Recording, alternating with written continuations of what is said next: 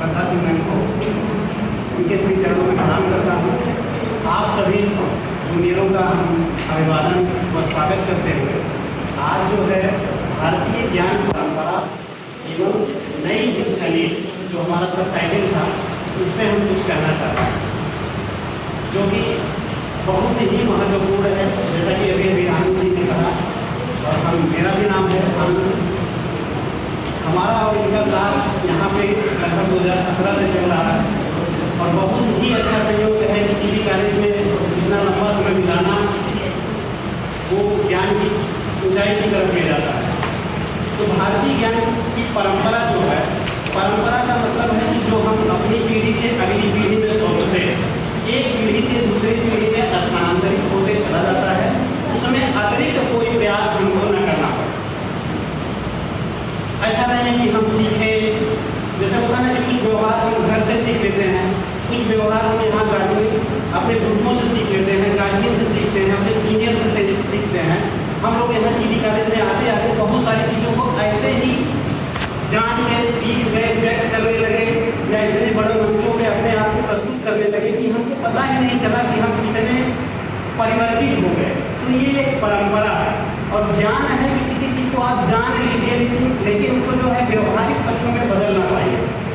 तो ज्ञान को भारतीय ज्ञान की जो परंपरा चलती आई थी वो हमारे व्यवहार से, अनुशासन से, नीतियों से, धार्मिक रूप से, व्यवहारिक रूप से उसको हम धीरे धीरे यूटिलाइज करके आगे बढ़ाते हुए जा रहे हैं।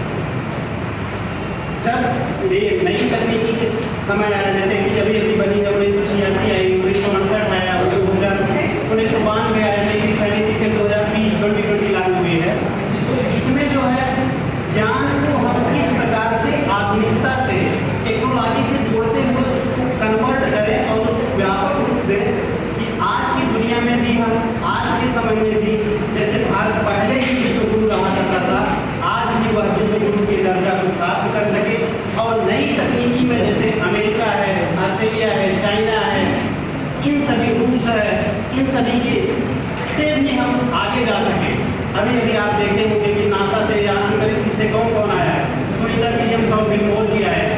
तो वहाँ भी हम भारतीय पहुँच सकें और अपनी ज्ञान की पराकाष्ठा अपने उसकी चरम को ले जा सकें। तो इस प्रकार से हमें नॉलेज को एडजस्ट करते हुए या उसको अपने अंदर समावेशित करते हुए, जैसे कि अभी आई बात यहाँ पे कि एक परंपरा समाप्त हो रही है, एक अनुशासन समाप्त हो रहा है, बच्चे नहीं मान रहे हैं। ऐसा क्यों है? ये समस्या इसलिए है कि गार्जियन इनको नहीं ढाल पा रहे। दोष किसी में नहीं है, दोष हम में और आप में है कि हम आपको उनको परिवेश नहीं दे पा रहे हैं। केवल अगर गार्जियन समझ जाए, गार्जियन सुचारू रूप से वो माहौल दे सके बच्चों में, तो कभी भी कोई भी ऐसा वातावरण या ऐसी परिस्थिति नहीं आएगी कि आपका बच्चा जो है वो अनुशासनहीनता करता हो पाए।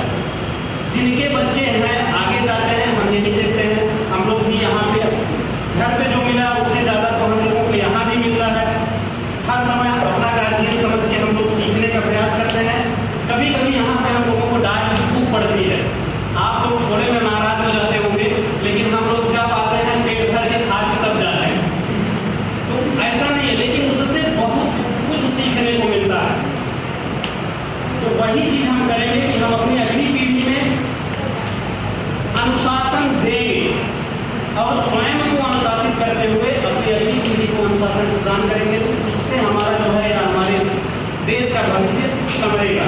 और नई शिक्षा नीति जो आई है ये पुरानी परंपरा को जोड़ते हुए, हमारी जो ज्ञान की परंपरा चलती आ रही थी कि व्यवहार में परिमार्जन था सबके, बहुत कुछ सिखाना नहीं पड़ता था। 25 साल तक जो है ब्रह्मचर्य चलता रहता था। उस समय तक जो सीखते थे उसके आगे जो सीखना चाहते थे वो आगे जाते थे, नहीं तो वो फिर अपने गृहस्थ में समावेशित हो जाते थे।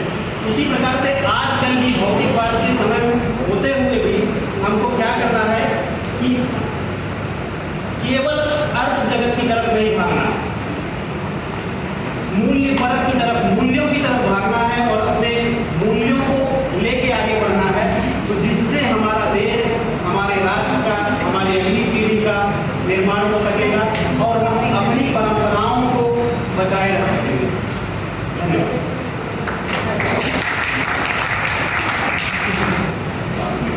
भारतीय ज्ञान परंपरा और नई शिक्षा नीति में